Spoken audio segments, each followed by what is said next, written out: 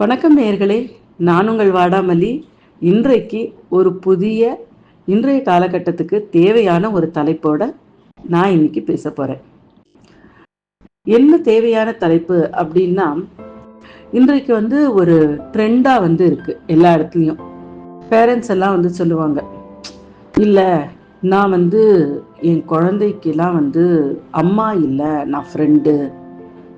அப்பா இல்லை, நான் ஃப்ரெண்டு அப்படின்னு வரும்.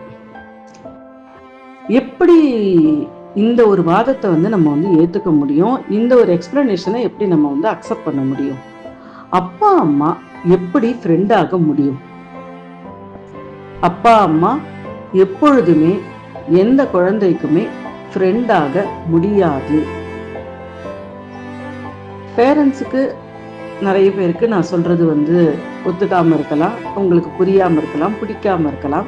தயவு செய்து கமெண்ட் பாக்ஸ்ல நீங்க என்ன நினைக்கிறீங்கன்றதை எனக்கு கமெண்ட் பண்ணுங்க. எல்லாருக்குமே ஒரு ஒரு ரோல் உண்டு. அவங்களுக்கு அந்த ஒரு ரோல் மட்டும்தான் இந்த இயற்கை பண்றதுக்கு கொடுத்துருக்கு. அதாவது ஒரு நபர்கிட்ட வந்த ஒரு ரோல் தான். இப்ப நான் என்னுடைய பொண்ணுக்கு நான் அம்மா ரோல் மட்டும்தான் பண்ண முடியும். இயற்கை அதுதான் சொல்லுது. நம்ம அதுக்கு என்ன வேணா அர்த்தம் எடுத்துக்கலாம். ஆனா இயற்கை கொடுக்கறது 1:1 ஒரு ரோல் தான். ஒரு அப்பா பையன் கிட்ட அப்பான்ற ரோல் மட்டும்தான் பண்ண முடியும். ஃப்ரெண்டு 2 பேருக்குள்ள ஃப்ரெண்டுன்ற ரோல் மட்டும்தான் பண்ண முடியும். அப்பா ஃப்ரெண்ட் ஆக முடியாது, ஃப்ரெண்டு அப்பாவாக முடியாது. இதுல எக்ஸப்ஷன் உறவுகள் அப்படின்னு சில உறவுகள் உண்டு. அது எப்படி அப்படின்னு கேட்டீங்கன்னா, ஒரு ஒய்ஃபுக்கு அந்த ஒரு எக்ஸப்ஷன் உண்டு. ஒய்ஃபா இருக்கிறவ நம்ம ஹஸ்பண்ட் கிட்ட பேசும் பொழுது, அவங்களுடைய ப்ராப்ளத்தை சால்வ் பண்ணும் பொழுது ஒரு மந்திரியா இருக்கணும், மற்ற இடங்கள்ல அந்த இடத்திற்கு ஏற்ற போல இருக்கணும் அப்படின்லாம் நம்ம கேள்விப்பட்டிருக்கோம். அதெல்லாம் கரெக்ட். ஆனால் குழந்தைகள் கிட்ட வரும் பொழுது என்றைக்குமே ஒரு அம்மா குழந்தை கிட்ட அம்மா மட்டும்தான், அப்பா குழந்தைக்கு அப்பா மட்டும்தான். நாகரீகம், நான் ரொம்ப மாடர்னா இருக்கேன், நான் ரொம்ப என் குழந்தைக்கு எல்லா உரிமையும் கொடுக்கறேன், என் குழந்தை என்கிட்ட எதை வேணா பேசலாம் அப்படின்னு இன்னைக்கு நிறைய பேர் சொல்லி கேள்விப்படுறேன். நிச்சயமா எல்லாரும் எல்லார்கிட்டையும் எல்லாத்த பத்தியும் பேச முடியாது. உண்மைய புரிஞ்சுக்கணும், புரிஞ்சுக்கிறத ஏத்துக்கணும். இதுதான் இயற்கையினுடைய நியதி. எல்லார்கிட்டையும் எல்லாத்தையும் நம்மளால பேச முடியாது. என் அப்பா கிட்ட சொல்றத நான் எங்க அம்மா கிட்ட சொல்ல முடியாது, அம்மா கிட்ட சொல்றத என் ஒய்ஃபு கிட்ட சொல்ல முடியாது, என் ஒய்ஃபு கிட்ட சொல்றத என் குழந்தைகள் கிட்ட சொல்ல முடியாது. ஃப்ரெண்ட்ஸுக்குள்ளேயே நமக்கு அந்த பார்ட்டிஷியன் இருக்கு. அப்போ என்னுடைய அப்பா கிட்ட நான் எல்லாத்தையும் சொல்லுவேன். ஓகே, நம்ம அப்பா கிட்ட எல்லாத்தையும் சொல்லலாம். ஆனா எல்லாத்தையும் அப்படின்னும் பொழுது எல்லாத்தையும் சொல்றோமா அப்படின்னு நீங்க கேட்டீங்கன்னா, 99% யாருமே எல்லாத்தையும் சொல்றது கிடையாது. அந்த ஒரு 2%யாவது அவங்க நம்ம மறைச்சுதான் சொல்றோம். இது இயற்கை. இதெல்லாமே எல்லாமே நேச்சுரலான விஷயம். இதை ரொம்ப தப்பு, மறைக்கிறது அப்படின்ற வார்த்தைகள்லாம் நம்ம போடவே கூடாது. இதெல்லாம் சாதாரணமான விஷயம். இயற்கையா இருக்கக்கூடிய விஷயத்த நம்ம ஏத்துக்கும் பொழுது நம்மளுடைய நிறைய விஷயங்களை நம்ம சாதாரணமா நல்லா பண்ண முடியும். அந்த இயற்கைக்கு எதிராக நம்ம போய் நான் புதுசா ஒண்ணு பண்றேன், நான் எல்லாரை விட ரொம்ப வித்தியாசம் அப்படின்னு நாம நிரூபிக்கிறதுக்கு ட்ரை பண்ணும் பொழுதுதான் பிரச்சனைகளே வருது. இன்றைக்கு மாடர்ன் பேரண்டிங்ல நிறைய பேரண்ட்ஸ் சொல்றாங்க, நான் என் பையனுக்கு ஃப்ரெண்டு மாதிரி, நீ எல்லாத்தையும் என்கிட்ட ஷேர் பண்ணுடான்னு நான் சொல்லுவேன், அவனும் பண்ணுவான்னு. உங்க பையன் இந்த ஏஜ்ல உங்ககிட்ட எல்லாத்தையும் சொல்லலாம். ஆனால் என்றைக்குமே நீங்க ஒரு அப்பா அப்படின்னும் பொழுது உங்களுடைய அப்பா ரோலை மட்டும் நீங்க நல்லா பண்ணுங்க. அப்பா ரோலை மட்டும் நம்ம நல்லா பண்ணா போதும். இந்த காலகட்டத்துல பேரண்ட்ஸுடைய ஒரே எதிர்பார்ப்பு என்னன்னா, என் குழந்தை என்கிட்ட எல்லாத்தையும் சொல்லணும், தப்பான முடிவு எடுத்துடக்கூடாது, எது ஒண்ணுத்துலயும் தப்பான முடிவு எடுத்துடக்கூடாது, அதனால என்கிட்ட சொல்லு. குழந்தைகள் தப்பான முடிவெடுக்காம இருக்கணும் அப்படின்னா அந்த குழந்தைகளுக்கு எது சரி எது தப்பு அப்படிங்கறது தான் நம்ம கத்துக் கொடுக்கணுமே தவிர்த்து, நான் உனக்கு ஃப்ரெண்டு மாதிரி அப்படின்னு சொல்ல முடியாது. அப்பாவும் பையனும் இன்றைக்குமே அப்பாவும் பையனும் தான். அப்பாவும் பையனும் ஒரு குருவும் சிஷ்யனுமாக மாற முடியும். ஆனால் 2 ஃப்ரெண்ட்ஸா மாற முடியாது. பேரண்ட்ஸ் வந்து இயற்கைக்கு எதிராக இந்த மாதிரி அர்த்தமே இல்லாத ஒரு வார்த்தைகளை குழந்தைங்க முன்னாடி பேசுறதுனால இதனால இன்ஸ்பயர் ஆன குழந்தைங்க எல்லாரும் என்ன பண்றாங்க, சாதாரணமா நான் உனக்கு அப்பா அப்படின்னு சொல்லக்கூடிய அப்பாக்களை வந்து எல்லாரும் வெறுக்க ஆரம்பிக்கிறாங்க. அவங்கெல்லாம் வந்து பாத்தீங்கன்னா அவனும் அப்பா வந்து ஃப்ரெண்ட்ஸுன்னு வந்து 2 பேரும் ஒன்னா உட்காந்து பேசுறாங்க, நீங்க தான் வந்து இப்படி பண்றீங்க அப்படின்னு. ஆனால் உண்மையில நம்ம உள்ள நுழைஞ்சு பார்த்தோம் அப்படின்னா இந்த அப்பா அப்படின்ற ஒரு பொசிஷன்ல இருக்கக்கூடியவர் தன்னுடைய கடமையை சரியா செய்யறார். இன்றைய காலகட்டத்துல இன்னைக்கு இருக்கக்கூடிய பேரண்ட்ஸுக்கு என்னுடைய ஒரு சின்ன ஒரு வேண்டுகோள் இதுதான். நீங்க உங்களுடைய குழந்தைக்கு எப்பொழுதும் ஒரு பேரண்டாவே இருங்க, ஒரு மென்டாரா இருங்க, வழிய சொல்லி கொடுங்க. நம்ம குழந்தை நம்ம கிட்ட எல்லாத்தையும் சொல்லணும் அப்படின்னும் பொழுது நமக்கு நம்ம குழந்தைய புரிஞ்சுக்கிற அந்த தெளிவான அறிவு இருந்ததுன்னா போதும். அந்த தெளிவுக்கு வந்து நம்ம குழந்தைக்கு ஃப்ரெண்டா தான் இருக்கணும்ன்ற கட்டாயமே கிடையாது, கட்டாயமே கிடையாது. ஃப்ரெண்டு மட்டும்தான் புரிஞ்சுப்பாங்க. இப்போ வந்து இன்னைக்கு இருக்கக்கூடிய பேரண்ட்ஸ் எல்லாம் பண்ற ஒரு விஷயத்த வந்து பார்க்கும் பொழுது அவங்களுடைய இந்த ஆக்ஷனுடைய மாரல் என்னவா இருக்கு அப்படின்னு கேட்டா, அப்ப ஃப்ரெண்டு தான் ஒருத்தருடைய ப்ராப்ளத்தெல்லாம் வந்து புரிஞ்சு சரி பண்ணுவாங்க. நீங்க அப்பா அம்மா ரோல்ல இருக்கும் பொழுது அதை நம்ம சரியா பண்ண முடியாது. ஆனா அந்த ப்ராப்ளத்தெல்லாம் சால்வ் பண்ணணும் அப்படின்னா நீங்க ஃப்ரெண்ட் அப்படின்ற ஒரு போர்வையை நீங்க வந்து போத்திக்கணும். கண்டிப்பா அவசியம் இல்லை மக்களே, நிச்சயமாக கிடையாது. இன்றைக்கு நாம ப்ராப்ளம் அப்படின்னு பேசக்கூடிய எல்லா விஷயங்களுமே இதற்கு முன்னாடியும் உலகத்துல எல்லா இடத்துலயும் இருந்திருக்கு, இலைமறைக்காயா மறைஞ்சு இருந்திருக்கு. இன்றைக்கு எல்லா சமூகத்துல வெளியில வருது, அவ்வளவுதான். அன்றைக்கு அது 1% இருக்கு, இன்றைக்கு அது 50% இருக்கு, அவ்வளவுதான். பெர்சன்டேஜ்ல வித்தியாசம் உண்டு, நான் இல்லைன்னே சொல்லலை. பெர்சன்டேஜில் வித்தியாசம் இருக்குன்றதுக்காக நம்மளுடைய டியூட்டிலேயே நம்ம வந்து எல்லாத்தையும் எடுத்துட்டுலாம் வர முடியாது, எடுத்துட்டு வரவும் கூடாது. அப்ப நம்மளே நம்ம குழந்தைக்கு நம்மளுடைய கடமையை செய்யாம வேற ஒரு வழியில நம்மளுக்கு தெரியாம நம்மளே நம்ம குழந்தைக்கு வந்து என்ன பண்ணோம், நான் உனக்கு ஃப்ரெண்டா இருந்தால்தான் நான் வந்து உன்னை காப்பாற்ற முடியும், ஃப்ரெண்டா இருந்தா நான் உன்னோட கூடவே டிராவல் பண்ண முடியும் அப்படின்லாம் நம்ம வந்து சொல்றோம். யாருமே யாரோடையும் கடைசி வரைக்கும் டிராவல் பண்ண முடியாது, நம்ம எல்லாருக்குமே இயற்கை தெரியும்.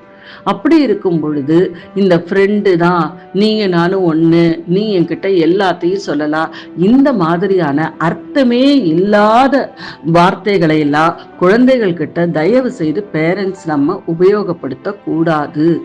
அப்பா என்னைக்கும் அப்பா தான், அம்மா என்னைக்கும் அம்மா தான். அப்பா அம்மாவிடம் அன்பு இருக்கணும், மரியாதை இருக்கணும். அம்மாவை எனக்கு ரொம்ப பிடிக்கும்ன்றதுனால என்னடி அம்மா வாடி அப்படின்னு நான் கூப்பிட முடியுமா? அப்பாடே என்னடா பண்ற அப்படின்னு கூப்பிட முடியுமா? இன்றைக்கு சினிமால விளையாட்டுக்கு நம்ம காமிக்கிறது போய் இன்றைக்கு குழந்தைகள் வந்து நிஜமாவே இன்னைக்கு அந்த மாதிரி நமக்கு கூப்பிட ஒரு சான்ஸ் கிடைக்காதா அப்படின்னு குழந்தைங்க வெயிட் பண்றாங்க. இதற்கெல்லாம் இன்டைரக்டா நம்மளுடைய பேரண்ட்ஸுமே இன்றைக்கு இருக்கக்கூடிய இந்த மாதிரி நாங்க ரொம்ப மாடர்ன் ஆக்கும் அப்படின்னு தப்பா உளறுகின்ற பேரண்ட்ஸுமே ஒரு காரணம். என்னுடைய இந்த ஒரு வாதத்தை கேட்கும்போது நிறைய பேருக்கு கோபம் வரலாம், இவங்க சொல்றது வந்து தப்பு அப்படின்னு. இது வந்து தப்பு சரியா தப்பா அப்படிங்கறத யோசிக்கிறதுக்கு முன்னாடி, சரியா தப்பா அப்படிங்கிறத நம்ம யோசிக்கிறதுக்கு முன்னாடி இதுல என்ன ஒரு அர்த்தம் இருக்கு அப்படிங்கிறத கொஞ்சம் யோசிங்க. அர்த்தம் இதுல என்ன இருக்கு ஏன்னா நம்ம யோசிச்சா நமக்கு நிச்சயமாக நிதானமாக நம்ம யோசிக்கும் பொழுது நமக்கு நல்ல விஷயங்கள் புரியும். அப்பா அம்மா என்றைக்குமே அப்பா அம்மா தான். அவங்க குழந்தைகளுக்கு நண்பர்களாக முடியாது. இத நாம புரிஞ்சு குழந்தைகள் கிட்ட நம்ம அந்த அப்பா அம்மா ரோலை ஒழுங்கா பண்ணாலே போதும், குழந்தைகள் நிச்சயமாக நம்ம கிட்ட ஒழுங்கா இருப்பாங்க. அவங்களுடைய எல்லா பிரச்சனைகளையும் அவங்க நம்ம கிட்ட சொல்லுவாங்க. எல்லாரும் எல்லாத்தையும் எல்லார்கிட்டையும் சொல்லணும் அப்படின்னு நம்ம முதல்ல எதிர்பார்க்கிறது முடியாது. அந்த எதிர்பார்ப்பை நாம குறைச்சுக்கணும். எல்லாரும் எல்லார்கிட்டையும் எல்லாத்தையும் சொல்ல முடியாது. நம்ம குழந்தை நம்ம கிட்ட சில விஷயங்கள் சொல்லலை அப்படிங்கிறதுக்காக அந்த குழந்தைகள் தப்பான குழந்தைகள்ன்ற அவசியமும் கிடையாது. நம்மெல்லாம் நம்ம அம்மா கிட்ட எல்லாத்தையும் சொல்லியிருக்கோமா? பேரண்ட்ஸ்க்கு எல்லாருக்குமே என்னுடைய ஒரு சின்ன ஒரு வேண்டுகோள் இதுதான். நம்ம குழந்தைய ஒரு தராசுல வைக்கிறதுக்கு முன்னாடி அந்த தராசுல நம்மளை வச்சு பார்ப்போம். நம்ம குழந்தையா இருக்கும்போது எப்படி பண்ணோம், நம்ம அம்மா கிட்ட எல்லாம் சொன்னோமா? உடனே எல்லாரும் சொல்லுவாங்க, நாங்கெல்லாம் அந்த காலத்துல இருந்தோம், எங்க அம்மா ரொம்ப ஸ்ட்ரிக்ட், எங்க அப்பா ரொம்ப ஸ்ட்ரிக்ட். அன்னைக்கு கூட நம்ம கிட்ட யாராவது ஒருத்தர் சாதாரணமா பேசக்கூடிய ஒருத்தர் இருப்பார். ஒரு நல்ல ஒரு ஃப்ரெண்டே கூட இருந்தா கூட எல்லாரும் மனசுல இருக்கிறது அத்தனையும் சொல்லியிருக்கோமா அப்படிங்கறத நம்மளை நாமே கேட்டுக்கலாம். அப்ப நம்மெல்லாம் செய்ய முடியாத ஒரு விஷயத்தை அப்ப நம்ம குழந்தைகள் நமக்கு ஒப்பனா இருக்கணும், எல்லாத்தையும் சொல்லணும் அப்படின்லாம் நம்ம எதிர்பார்க்கறது நமக்கு ஏமாற்றத்தை தரும்.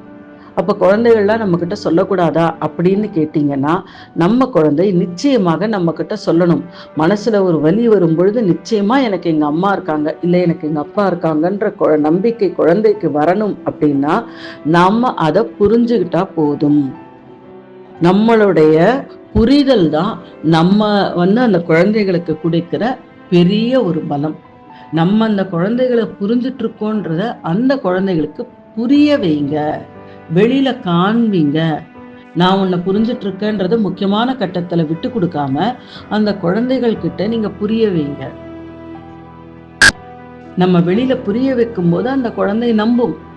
சரி, அம்மா கிட்ட நம்ம இந்த விஷயத்த சொல்லலாம், அப்பா கோச்சிக்கிட்டாலும் நம்ம அப்பா நமக்கு ஏதாவது ஒரு ஹெல்ப் பண்ணுவாரு அப்படின்ற ஒரு அடிப்படை ஒரு நம்பிக்கையை நம்ம விதைச்சா போதும். அதுக்காக நம்ம குழந்தைகள் பக்கத்துலேயே அவங்க பேசுகிறப்ப அவங்க ஃப்ரெண்ட்ஸோட இருக்கிற அதே ஒரு வேவ் லென்த்தில் நம்மளோடையும் அவங்க இருக்கணும். நீ நானும் ஒன்று, நம்ம வெளியில் போகலான்னு என்கிட்ட சொல்லு அப்படிலாம் பேசி குழந்தைகளுடைய சுதந்திரத்திலையும் கை வைக்காதீங்க. அவங்களுக்கும் சுதந்திரம் வேணும், உங்களுக்கும் சுதந்திரம் வேணும். நீங்க உங்களுக்கு பிடிச்சதை பண்ணுங்க, அவங்களுக்கு பிடிச்சத பண்ண விடுங்க. நீங்க நானும் ஃப்ரெண்டு, நீங்க நானும் ஒன்னா போலாம், நீங்க நானும் ஒரே டிஷர்ட், நீ உன் சைஸுக்கு வாங்கிக்கோ, நான் என் சைஸுக்கு வாங்கிக்கிறேன், ஒரே டிஷர்ட் 2 பேரும் போட்டோம்னா 2 பேரும் ஃப்ரெண்ட்ஸ் ஆயிடுவோமா? எண்ணங்கள்ல நம்ம எல்லாருமே, நம்ம ஐடியால, நம்ம யோசிக்கிறதுல எல்லாத்துலேயும் நம்ம 2 பேருமே வேற வேற இருக்கும் பொழுது எந்த கலர் ட்ரெஸ் போட்டாலும் எப்படி போட்டாலும் ட்ரெஸ் மட்டும்தான் ஒன்னா இருக்கும், மீதி எல்லாமே வேற வேற தான். தயவு செய்து இந்த மாடர்ன் உலகத்துல எல்லாத்தையும் மாடர்ன் ஆக்குறோம் பேர் வழின்னு உறவுகளுடைய பலத்தையும் அதனுடைய பேஸ்மெண்ட்டையுமே நம்ம வீக் ஆக்குறோம். எது இயற்கையில இருக்கோ இயற்கையா நம்ம ஏத்துக்கும் பொழுது நம்ம நிறைய விஷயங்களை காப்பாற்ற முடியும். இயற்கைக்கு அகெயின்ஸ்டா நம்ம போகும் பொழுதுதான் பிரச்சனைகள் எல்லாமே வருது. உறவுகள் அப்படிங்கிறதும் ஒரு இயற்கை. அப்பா என்றைக்கும் அப்பா தான், அம்மா என்றைக்கும் அம்மா தான். அப்பா அம்மா ஒரு வழிகாட்டி, ஒரு ஆசிரியர், அவ்வளவுதான். அவங்க என்றைக்குமே அவங்களுடைய குழந்தைகளுக்கு நண்பர்களாக இருக்கணும்ன்ற அவசியம் கிடையாது, நண்பர்களா ஆக முடியாது. குழந்தைகளுக்கு நம்ம சப்போர்ட் பண்ணணும் அப்படின்னா அதற்கு நண்பர்களாக தான் இருக்கணும் அப்படின்ற கட்டாயம் கிடையாது. இந்த ஒரு உண்மைய பேரண்ட்ஸ் புரிஞ்சுக்கும் பொழுது நிச்சயமாக அவங்க குழந்தைகளுக்கும் புரிய வைக்க முடியும். நான் அம்மாவா இருந்தாலும், நான் அப்பாவா இருந்தாலும், நான் உன்னுடைய ஒரு கஷ்டத்திலையும் நாங்கள் உனக்கு ஏதாவது ஒரு இடத்துல சப்போர்ட் பண்ணுவோம். சில இடத்துல நேர சப்போர்ட் பண்ணுவோம், சில இடத்துல மறைமுகமா பண்ணுவோம். உன்னுடைய குறைஞ்சபட்ச புலம்பலை நீ எங்க கிட்ட புலம்பலான்ற நம்பிக்கையை மட்டும் கொடுங்க. மீதி எல்லாம் குழந்தைகள் அவங்களே பார்த்துப்பாங்க. நம்ம குழந்தைகளை காப்பாற்றணும் அப்படின்ற யோசனையில கப்பலை செஞ்சு கரையிலேயே வச்சிருக்கோம். அதை கடல்ல விடணும், அப்பதான் கப்பல் பயணிக்க முடியும். அந்த கப்பலுடைய பர்பஸும் பயணிக்கிறதுக்கு தான், கரையில ஒதுங்கிறதுக்கு கிடையாது. இதை புரிஞ்சுப்போம், குழந்தைகளை நன்றாக வளர்ப்போம். நன்றி.